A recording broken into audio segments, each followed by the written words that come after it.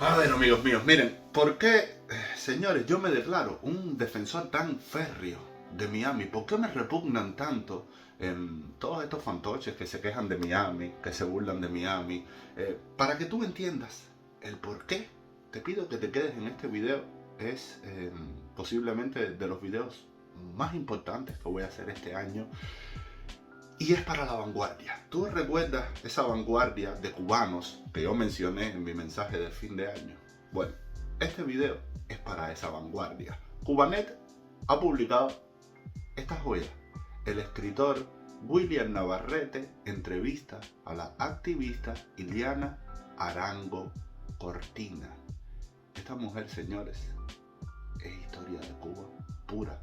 Tiene siglos de historia de Cuba concentrados en su ADN a través de su propia vida y a través de su familia. Ya verán, dice William Navarrete: cuando Ileana Arango Cortina me dio hace varios días el testimonio de su vida, pensé inmediatamente en todos aquellos que durante décadas ayudaron al abyecto régimen castrista a cometer abusos y atropellos como los padecidos por ella y su familia. Se pregunta uno cómo muchos de esos colaboradores del régimen pueden vivir dentro o incluso fuera de Cuba con la conciencia tan tranquila, sabiendo como saben a estas alturas lo que esa falacia llamada revolución representa.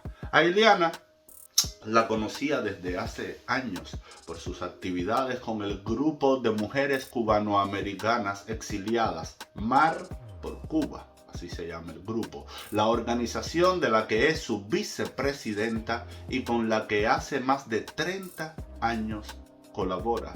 Por su discreción, estaba yo lejos de imaginar que esta mujer, que hoy tiene 87 años, hubiera pasado por tantas desolaciones desde el 1 de enero de 1959.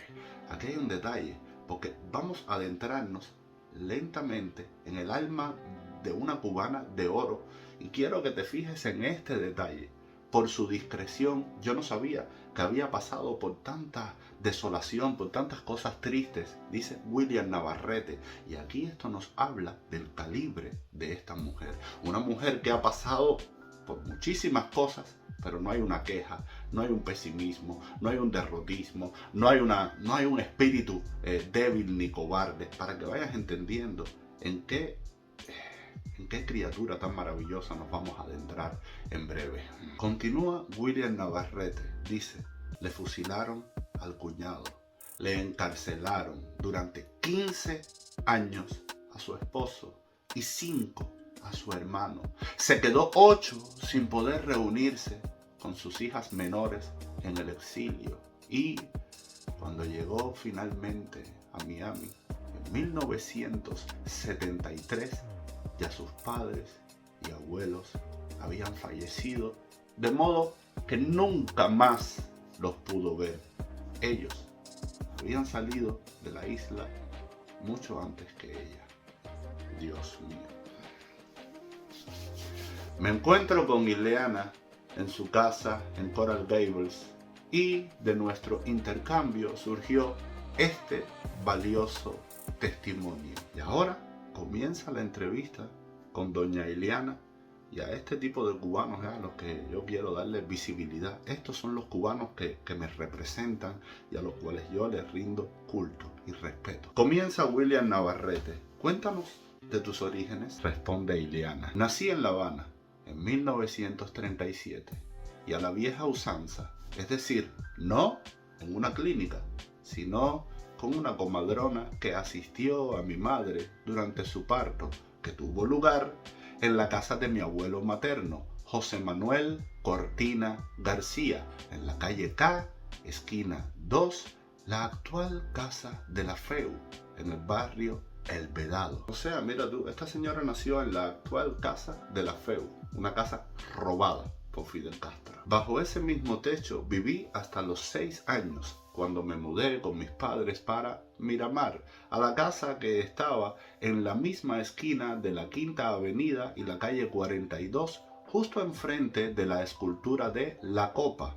A esa casa la convirtieron en una escuela primaria llamada Botitán a partir de los 70. Mi madre, Ofelia Cortina Corrales, era hija de José Manuel Cortina García y de María Josefa Corrales. Su padre había sido alguien estrechamente vinculado con las guerras de independencia y la República de Cuba. El abuelo, José Manuel, había nacido en San Diego, provincia de Pinar del Río, y era hijo de un agricultor de ascendencia vasca. Fue abogado, periodista, representante de la Cámara Baja y senador. Había sido secretario del presidente Alfredo Zayas Alfonso, ministro de Exteriores en el gobierno de Federico Laredo Bru, justo en la época en que yo nací, y también del primer gobierno de Fulgencio Batista, razón por la cual fue uno de los constituyentes encargados de redactar junto a Manuel Márquez Sterling la célebre Constitución de 1940. Señores, aquí Ileana está hablando de José Manuel Cortina, pinareño célebre, que además tiene una anécdota maravillosa que le escuché al gran Dagoberto Valdés. En un momento de discusiones acaloradas durante la gestación de la Constitución del 40, cada partido quería meter lo suyo y José Manuel Cortina, en el medio de la bronca, aquel gritando por allá, el otro gritando por acá, José Manuel Cortina se elevó así por encima del barullo y dijo alto, fuerte y claro: los partidos fuera, la patria dentro. Esto es una frase que es así que sirve para todas las épocas. Los partidos fuera, la patria dentro. Esto va a ser muy importante, sobre todo en la gestación de la nueva república, de la nueva democracia. Eso es lo que nos va a tocar a todos nosotros. La gran tarea de cada cubano ahora mismo es edificar de nuevo un país decente, un país libre. Esa es la gran misión histórica que tenemos todos los cubanos, dentro y fuera de Cuba, estemos escondidos o no, de nuestro deber para con la historia, para con nuestra familia, para con nosotros mismos como seres humanos y como cubanos que nacimos en una islita que... Es más, voy a reproducir el discurso completo de José Manuel Cortina, porque ya les digo, este video es para la vanguardia. ¿Ok?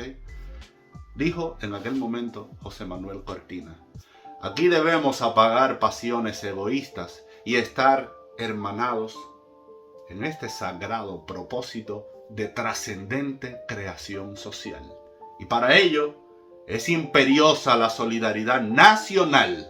Los partidos fuera, la patria dentro. Llamo la atención, señores, que esta es una constituyente, que una constituyente es como un altar de creación, es un templo. Y en los templos, cada uno está obligado a reprimir sus pasiones. Todos tenemos pasiones en el corazón, todos tenemos fanatismos. Pero, señores, en momentos peligrosos como estos, no es el fanatismo ni la pasión lo que salva al país, a la patria. Solo la salva la comprensión. Dios mío. Y una descendiente de este cubano grandioso vive hoy en Miami. Para mí, ese es el espíritu de Miami. El espíritu de todas estas cosas sagradas, de toda esta historia. Esto que es una cosa muy grande. Todo esto está presente en el alma de Miami. Y eso es lo que quieren matar. Quieren apagar eso y cambiar toda esta historia de Cuba, todas estas tradiciones, todos estos cubanos notables, todas estas memorias que de verdad engrandecen a nuestra isla. Quieren apagarla con cinturita, grosería, chusmería y una mentalidad que no quiero ni ponerle adjetivos los que lleva, porque no quiero ensuciar este video. Seguimos con doña Ileana Arango Cortina.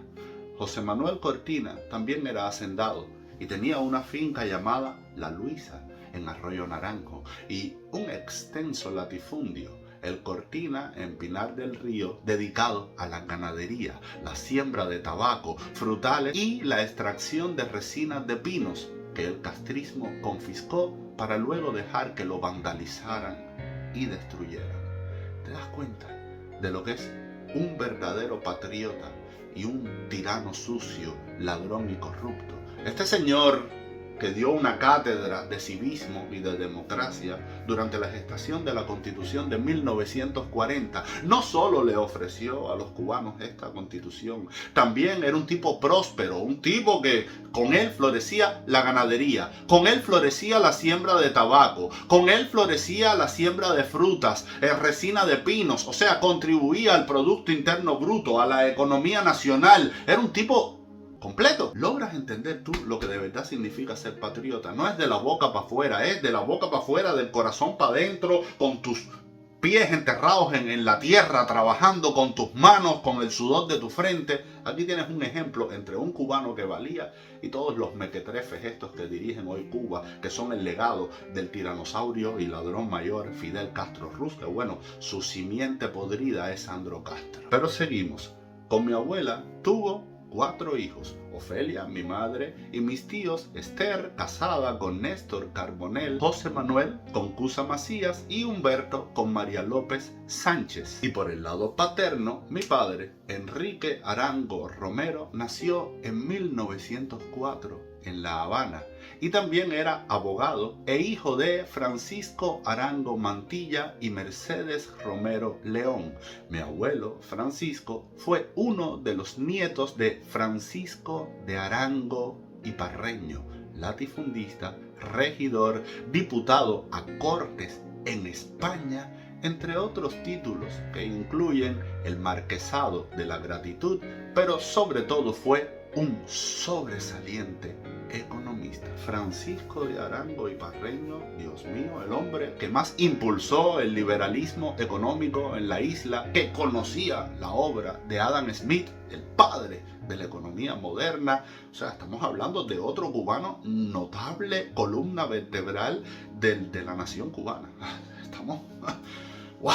Uno de sus hermanos, mi tío Francisco, estaba casado con Isabel Ortiz, la hija del doctor Fernando Ortiz, gran intelectual cubano. Además de su bufete de abogados, sitio en el edificio Ámbar Motors, mi padre era presidente del Sindicato Territorial de La Habana S.A., propietario, a su vez, del balneario La Concha, sitio recientemente incendiado, aunque lo tenían abandonado desde hace años, en la playa de Marianao, entre otros sitios turísticos del país. Eso es otra cosa que quiero que vean a través de este video.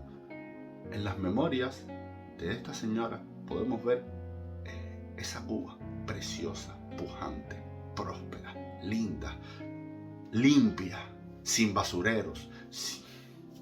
Y eso es otra cosa que quiero que ustedes vean a través de esta contribución mía, que es pequeña al lado de esta señora. Pregunta William Navarrete: ¿dónde cursaste tu escolaridad? El kinder y el primer grado los cursé en el colegio Margot Párraga, que quedaba en la calle Calzada del Vedado. Luego me pusieron en la Merici Academy, que estaba en ese mismo barrio, en línea, y en donde las clases eran en inglés por las mañanas y en español por las tardes.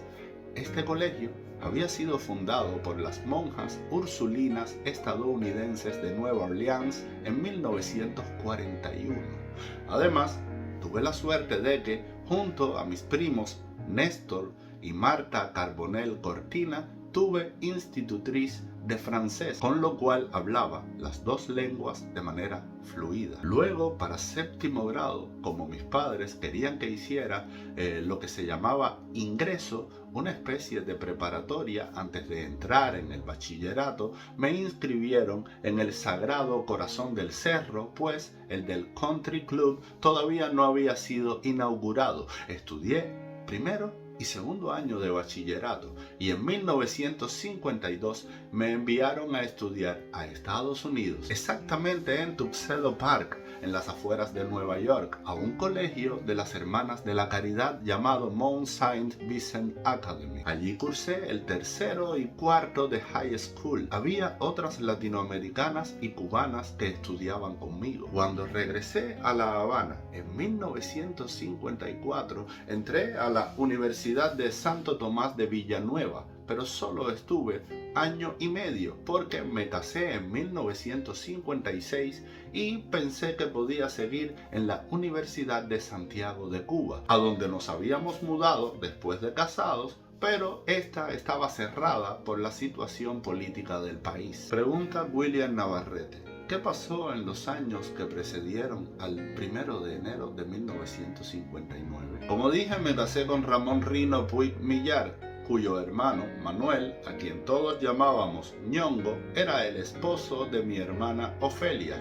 Rino trabajaba para la Bacardí desde muy joven y para perfeccionar sus conocimientos de la compañía lo enviaron a tomar un curso en la Universidad de Nueva York. El caso fue que cuando acabó el curso lo ubicaron en las oficinas que tenían en Santiago de Cuba y para allá nos mudamos. Los padres de Rino eran catalanes de Santiago y mi suegra había quedado traumatizada con el terremoto que hubo en esa ciudad oriental en 1932. El caso es que en ese momento decidieron irse a Barcelona. Allí vivieron en Valvidriera, el pueblo de la familia, pero al estallar la Guerra Civil Española decidieron regresar a Cuba. Señores, ustedes se dan cuenta de cómo los cubanos eran libres de ir y venir a donde quisieran.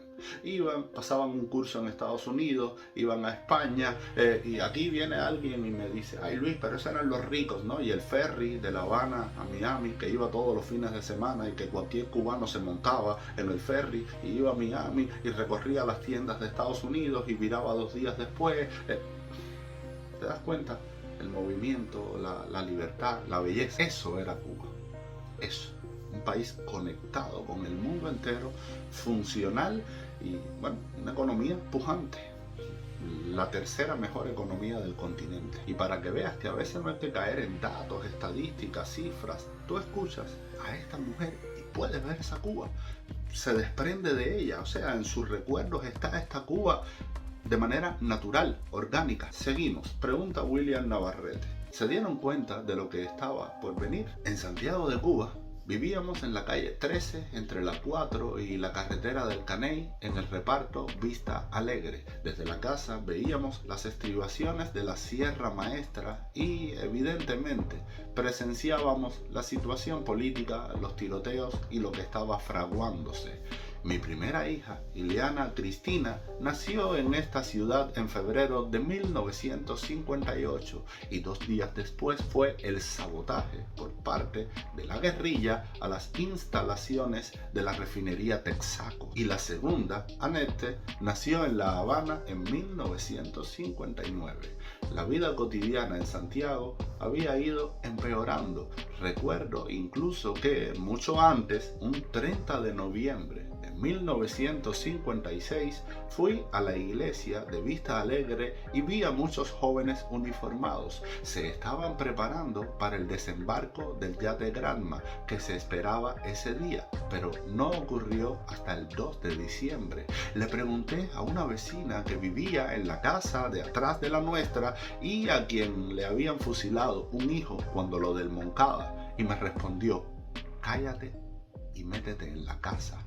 Por supuesto, como casi todo el mundo, deseábamos que aquella situación acabara de una vez. Como éramos demócratas convencidos, no estuvimos de acuerdo con el golpe de estado de Fulgencio Batista en 1952 y aspirábamos a que se respetara el orden constitucional por el que había luchado mi abuelo. Está hablando del orden constitucional de la Constitución de 1940.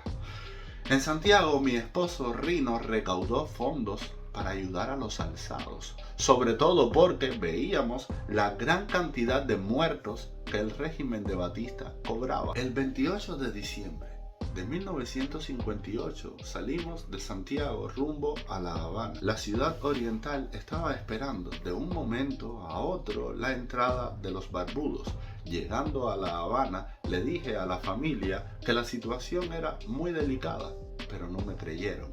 El 1 de enero de 1959, tras la huida de Batista y la primera alocución de Fidel Castro, mi suegra lo oyó y dijo inmediatamente: esto es comunismo. Nadie mejor que ella para saberlo, porque cuando la Guerra Civil Española, la casa de ellos en Barcelona fue ocupada por los rojos y fue así que tuvieron que huir del país. Pregunta William Navarrete: ¿cómo fueron esos primeros meses viniendo como vienes de una familia tan marcada desde el punto de vista político? Mi primo Néstor Carbonell y mi abuelo José Manuel Cortina intentaron desde enero de 1959 formar un gobierno de transición, pero el 8 de enero de 1959 mi hermano Eduardo Arango Cortina cae preso por estar implicado en la conspiración trujillista batistiana contra Fidel Castro. Pronto nos dimos cuenta del giro que estaban tomando los acontecimientos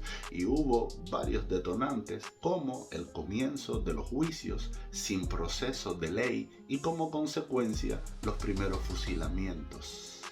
Otro acontecimiento fue el juicio contra los pilotos entre febrero y marzo de 1959. Recordemos que fueron absueltos y Castro ordenó que fueran juzgados nuevamente. Como resultado de esta arbitrariedad, los condenaron a 30 años. Pudimos darnos cuenta inmediatamente de los dobleces y las violaciones del nuevo gobierno. Tal era la polarización política del país que las amistades podían traicionarte sin que importaran los vínculos en el pasado. Por ejemplo, cuando mi hermano cayó preso en el cuartel Columbia, le pidió a un amigo íntimo que nos comunicara que estaba vivo. Dicho amigo, quien venía a casa diariamente y almorzaba con nosotros, le respondió que él no podía hacer eso porque significaba traicionar a la revolución. ¿Te das cuenta cómo esta gente empezó a podrirle el alma al cubano desde el inicio? Dividiendo, corrompiendo, sembrando todo este odio, esta cosa fea en el corazón de los cubanos. A mi hermano Eduardo lo sentenciaron expeditivamente a 6 años de privación de libertad y lo mandaron a la cárcel de Isla de Pinos. De esos 6 años cumplió 5. No completó la condena porque se enfermó con atrofia muscular y le permitieron salir del país directamente de la cárcel para Madrid. Llegó a Miami más tarde, en 1968. Pregunta William Navarrete: sé que inmediatamente se suman a la lucha contra el gobierno de Fidel Castro. ¿Qué consecuencias tuvo para ustedes? El ambiente era espantoso. Nosotros vivíamos en Miramar y mis padres también, exactamente en el edificio Río Mar que quedaba en La Puntilla. Los antiguos empleados, que antes eran tan atentos y amables, se convirtieron en arpías. El 22 de octubre de 1960, mi esposo Rino cayó preso. Iba a asistir a una reunión junto a otros conspiradores cuando alguien de su mismo grupo dio un chivatazo y los capturaron a todos. El juicio tuvo lugar un mes después, causa 498 de 1960, y a finales de 1960 ya estaba encarcelado en el presidio político de Isla de Pinos.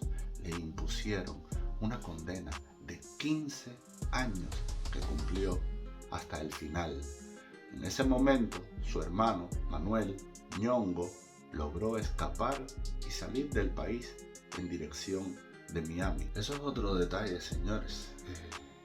Fidel Castro y todos estos mataperros pudieron cometer todas estas atrocidades, todos estos fusilamientos, todas estas barbaridades, acabar con tantos cubanos buenos, porque lo que hicieron en esta época fue destruir destruir a todos los cubanos que tuvieran un mínimo de decencia. Esos cubanos que sabían lo que era una democracia, un Estado de Derecho, derechos humanos, libertad de expresión. Los que tenían una conciencia básica de cómo funciona un país fueron los que se enfrentaron a Fidel Castro. Y Fidel Castro los pudo destruir, acabar con ellos y con sus familias, gracias a todos esos cubanos ciegos que apoyaban ciegamente, que aplaudían como focas, que desgraciadamente ahí se encuentran muchos de nuestros abuelos, muchos de esos ancianos que hoy están en Cuba muriéndose de hambre, sin medicinas, tirados por las calles entre basureros, con un salario de asco, gracias a esos cubanos.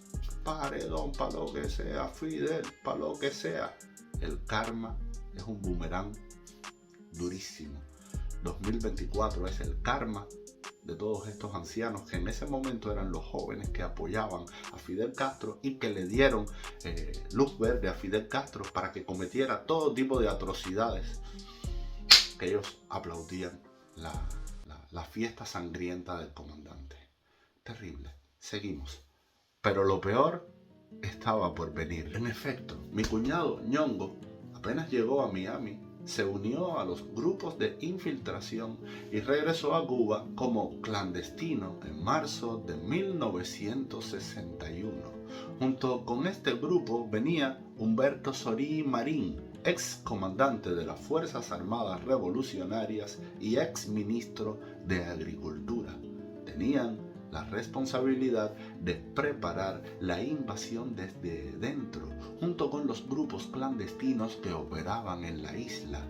En ese mismo mes de marzo, antes de Bahía de Cochinos, les tendieron una trampa en una reunión que tenía lugar en una casa en el Biltmore y lo encarcelaron. Pero claro, si esto es lo terrible, tenían a todo un pueblo miliciano chivateando a sus propios salvadores. Los cubanos que querían salvar a los cubanos de estos 60 y tantos años de miseria, de escasez, de violencia, de exilio, de represión, de familias separadas, de hambre, de destrucción de las tradiciones cubanas, de destrucción del alma de la nación cubana. Los cubanos que querían salvar a Cuba fueron destruidos, chivateados, perseguidos por los propios cubanos que hoy se están muriendo de hambre.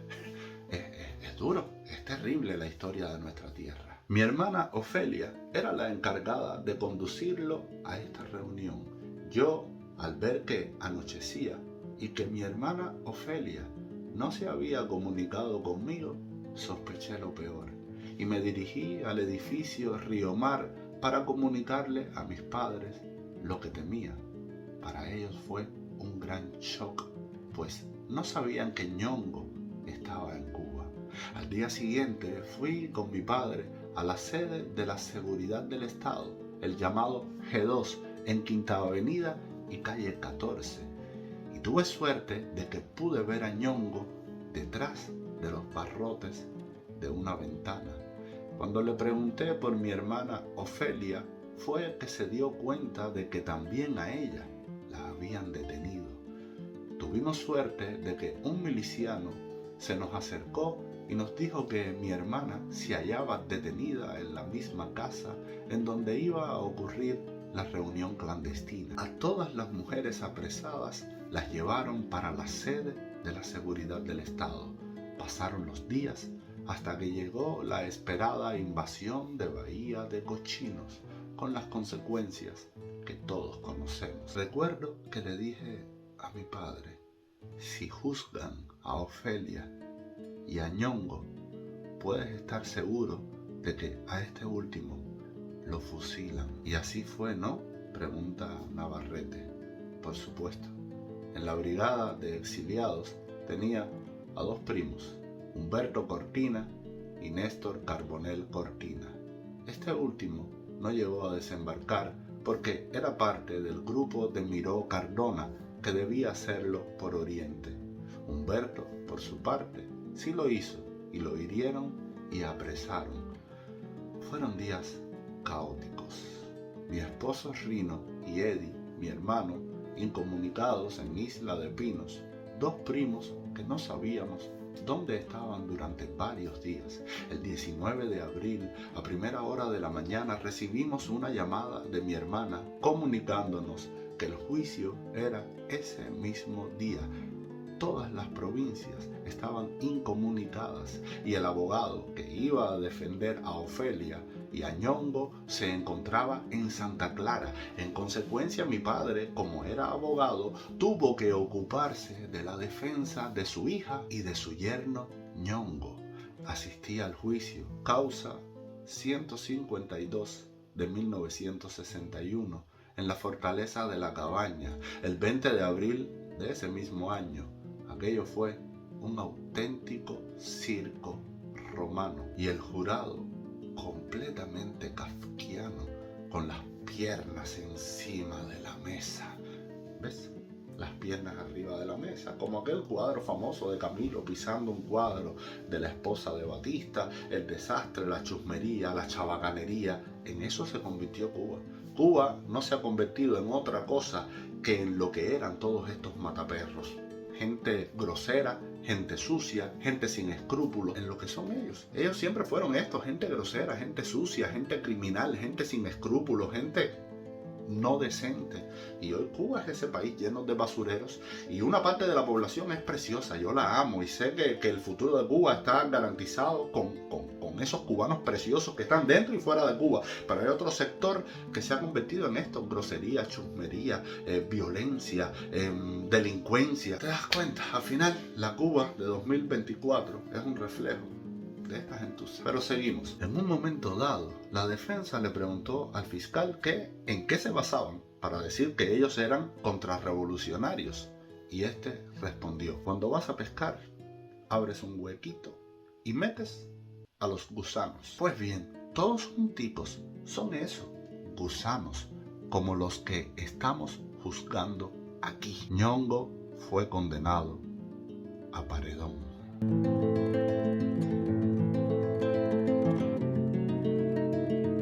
La apelación ocurrió en ese mismo instante y el fiscal encargado de procesarla, un tal Mago Robreño, llegó borracho y dijo que tenía mucha prisa.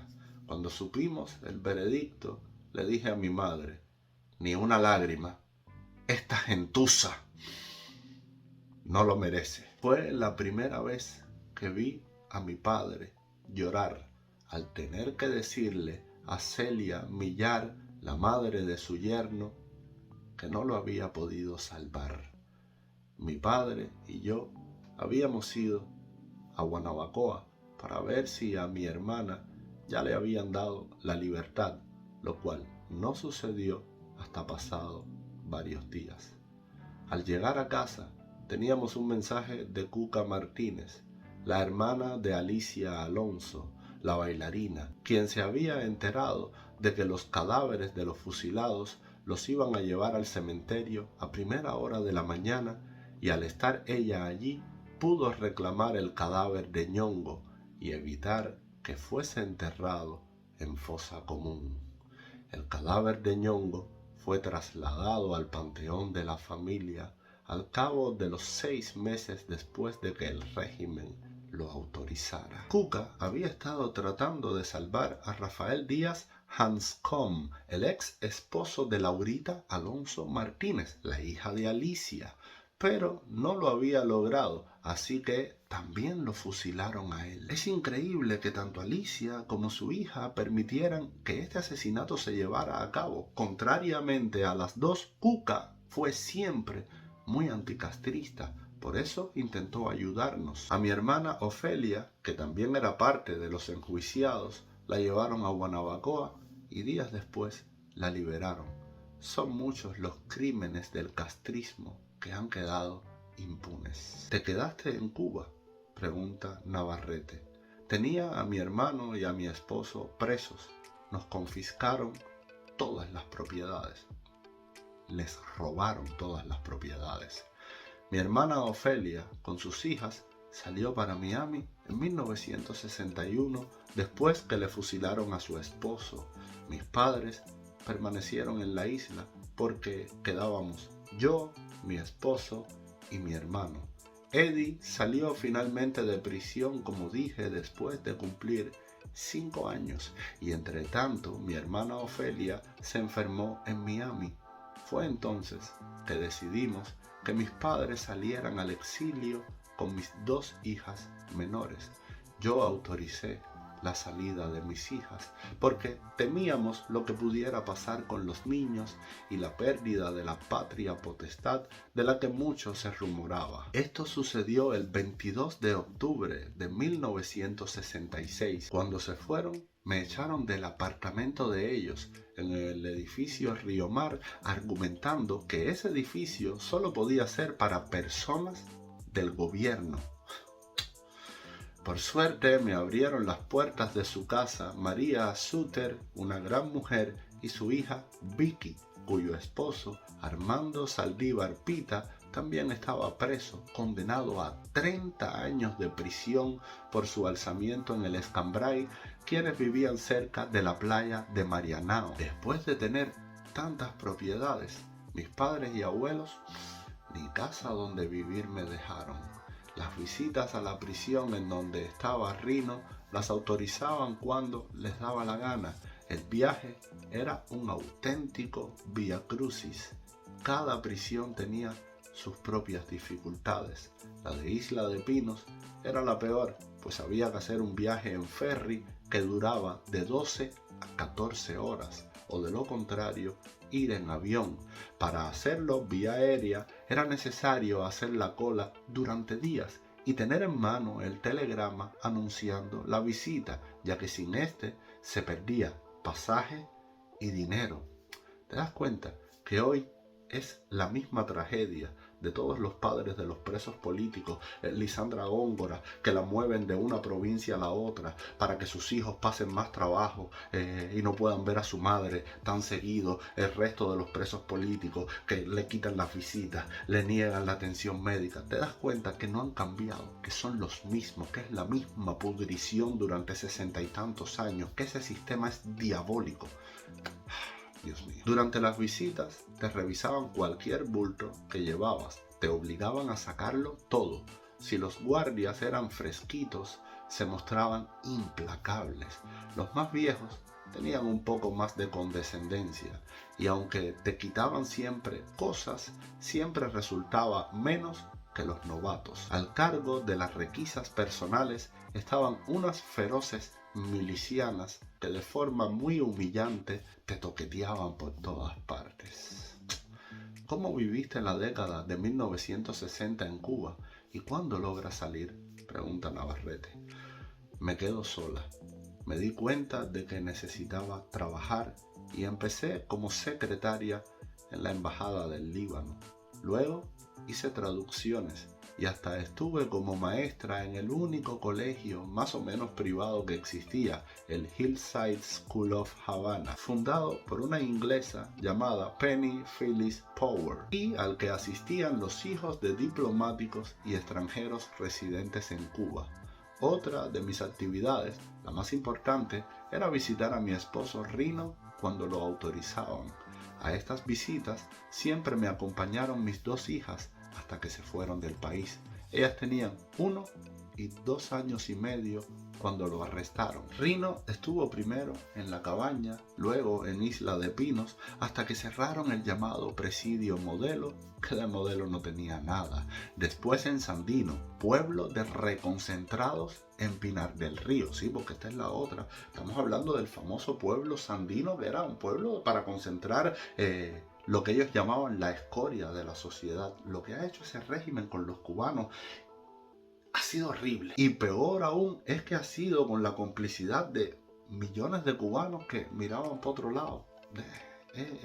Por eso el karma nacional está tan jodido, definitivamente. Pero seguimos. Después en Sandino, pueblo de reconcentrados en Pinar del Río, donde habían instalado a los alzados del Escambray, y finalmente en la cárcel de Melena del Sur, de donde salió después de cumplir los 15 años de cárcel, el 22 de octubre de 1975. En 1970, cuando trabajaba como secretaria en la Embajada de Indonesia, me llegó un telegrama autorizando mi salida de la isla. Podía irme a condición de trabajar primero en la agricultura o en alguna de las actividades que el gobierno le imponía como castigo a quienes deseaban irse del país. O sea, que para poder irte de Cuba tenías que trabajar o en la agricultura, o en un plan tabacalero, o en una historia que quisiera Fidel Castro, y después podías irte para Miami. Compadre, cuando tú escuchas todas estas historias, es cuando tú te quedas y dices, ¿y cómo puede haber tantos perros en Miami haciéndose los de la vista gorda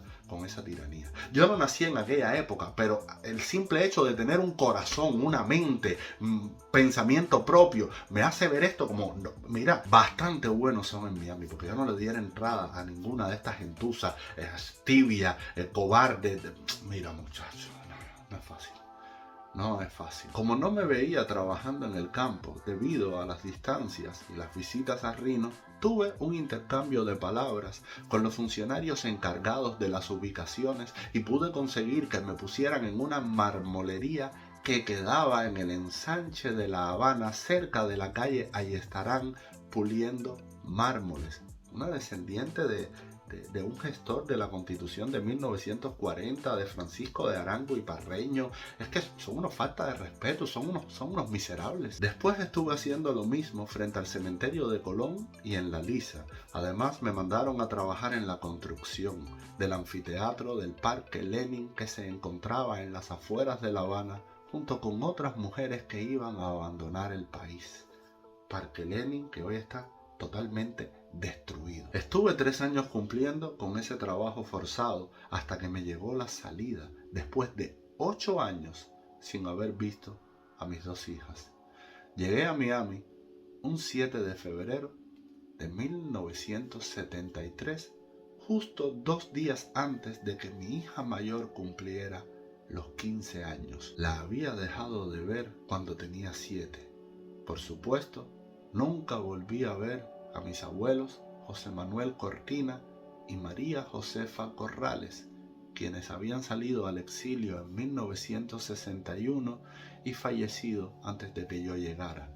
Tampoco volví a ver a mis padres, fallecidos ambos en 1972, un año antes de que me dejaran salir de Cuba. Tengo que aclarar que, aunque estaban al corriente de la enfermedad de mi padre y de las condiciones de mi familia en inmigración, siempre me decían que yo no me iba nunca del país. Qué gente más mala. Un día, durante una entrevista en una dependencia del Ministerio del Interior, me dijeron que me preparara, porque mi esposo nunca iba a salir de la cárcel. Saliste y tu esposo se quedó preso, acota Navarrete. Rino no logró salir de Cuba hasta 1977. Mi hermana Ofelia se había ocupado de la crianza de mis hijas hasta mi llegada. Terminé viviendo en Gainesville con mi hermana, pues mis hijas estaban estudiando allí. Por suerte, Ofelia pudo reponerse, gracias a Dios, de los golpes muy fuertes que recibió. Sacó su carrera de psicología y ejerció. Yo empecé a dar clases de español al principio y me instalé en Miami en agosto de 1973. Un primo de mi esposo me consiguió poco después un trabajo de secretaria en la empresa de Duty Free de los perfumes Rochas. Por suerte, mis padres habían comprado un pequeño townhouse en Westchester y eso me permitió encaminarme durante los primeros tiempos en el exilio. Rino, como dije, no fue autorizado a salir del país hasta 1977, pues a pesar de que cumplió la sentencia de 15 años en 1975, lo obligaron a trabajar en la construcción para ganarse el derecho a emigrar. O sea, que además de estar preso un montón de años, perdiéndose la crianza de sus hijas, tuvo que trabajar en la construcción. Finalmente salió vía España y 17 años después de aquel desastre pudo retomar su trabajo con la Bacardí en el exilio. Y dice Navarrete: ¿no has parado de denunciar al régimen desde que llegaste al exilio? Desde el primer día participé en todo y siempre estuve vinculada a las actividades de la Casa del Preso. Me incorporé a la organización no gubernamental Mar por Cuba desde su fundación por Silvia Iriondo en 1994. Con los presos aprendí que nada puede quitarme las ganas de reír. También aprendí a que nada debe amargarme la vida ni dejar que el rencor me frustre, a pesar de que me molesta muchísimo la injusticia y el hecho de que el mismo régimen que tanto nos hizo sufrir a mí, a mi familia y a tantos, siga en el poder aplastando a todo un pueblo. Siempre hay que luchar por la libertad y dar un paso al frente. Tampoco me arrepiento de ninguna de mis decisiones, a pesar del alto precio que tuve que pagar. Creo que en la vida debe de haber justicia y es necesario que las futuras generaciones aprendan que las injusticias y la maldad tienen graves consecuencias. Claro, señora mía, claro, las terribles consecuencias se ven en Cuba ahora mismo. Las terribles consecuencias de la maldad, de la injusticia, de la violación de todo tipo de decencia, está en la Cuba de 2024. Ahí tienes una consecuencia sangrante, viviente.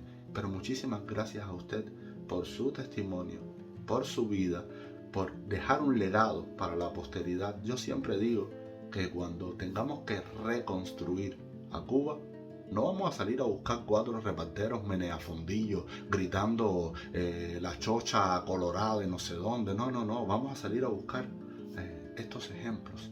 El de ella, el de personas de todas las generaciones, incluso jóvenes, que le han brindado de sí mismos lo mejor que han tenido a Cuba, y a través del ejemplo de estas personas es que Cuba sigue viva. Cuba no sigue viva a través de un borracho golpeador de mujeres que solo piensa no, Cuba sigue viva a través de la gente decente, y a través de esas personas es que se reconstruye la nación cubana. Así que muchísimas gracias, y por eso uno siente tanto asco. Si de verdad tú sientes tu tierra y tú puedes ser gozador, alegre, travieso, dicharachero, pero una cosa es ser un tipo así, y otra cosa es ser un descarado, y otra cosa es tener poca memoria, y otra cosa es llegar a Miami y hacerte de la vista gorda con la tiranía bueno, mira todas estas personas cómo llegaron a Miami y cómo convirtieron a Miami en la ciudad del sol, la ciudad de los cruceros, una de las ciudades más importantes de Estados Unidos, una ciudad próspera. Todo eso se construyó sobre el dolor de los cubanos. Y encima se construyó también con la alegría de los cubanos, con la capacidad de los cubanos, con historias familiares, con pérdidas, con fusilamientos, con dolores, con traumas, con de todo. Miami es el símbolo de lo que pueden lograr los cubanos. Y es el corazón de Cuba ahora mismo. Está en Miami. La comida, la cultura, las tradiciones, la decencia, la historia, todo. Por eso me jode tanto que quieran destruir eso, y no podemos permitirlo. No se puede permitir. Si Cuba todavía continúa viva y mostrándole a los cubanos cómo puede ser el futuro, es gracias a Miami. ¿Ok? No lo digo yo, lo dicen los pastelitos de guayaba. Metáfora. Gracias, doña Iliana, enamorado de su testimonio, de su historia, y por mi parte, muy agradecido con usted. De verdad que sí. Muchas gracias. Amigos míos, un abrazo y nos vemos en el próximo video. Chao.